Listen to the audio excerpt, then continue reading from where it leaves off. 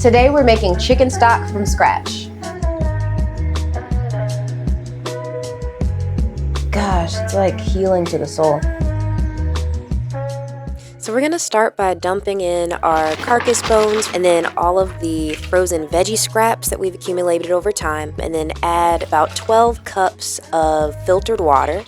Totally optional, but I like to add bay leaves and peppercorns. Also add 2 tablespoons of sea salt. And then we're gonna put that on the stove and go ahead and let that simmer for 4 to 6 hours.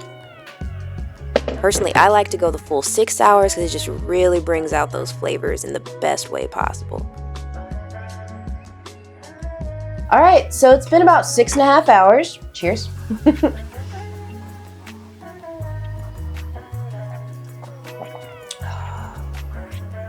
It's so good.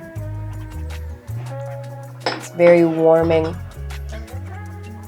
Gosh, it's like healing to the soul. I had some lemon scraps from the roast chicken we did, and of course the carrot tops and the celery tops and the garlic and onion scraps and the sea salt. You can taste all of it. It's 10 times, like 1,000 times better than like store-bought chicken stock. Definitely make this at home. This is a great way to be sustainable and save all of your scraps, and really nothing goes to waste. Your chicken carcass, after you roast it, go ahead and carve it and then save the bones, pop it in the freezer. Anytime you're using vegetables, your scraps you would usually throw away, just pop it in the freezer. You can use this to make this delicious, nutrient-dense, healing chicken stock and just have it on hand at any time. But thank you guys so much for watching. I hope you've enjoyed this video. Check out some more of our content up here or up here, such as our roasted chicken video. Eat well and be well, and I will see you next time.